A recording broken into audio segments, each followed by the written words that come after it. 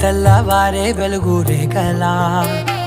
పచ్చ పచ్చ పచ్చి మట్టి బొమ్మలా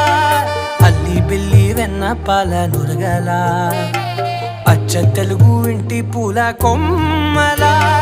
దేవదేవుడే పంపగా ఇలా దేవతే మా ఇంట అడుగే పెట్టెనంట బ్రహ్మ కళ్ళలో కాంతులే మా అమ్మలా మా కోసం మళ్ళీ లాలి పాడేనంట.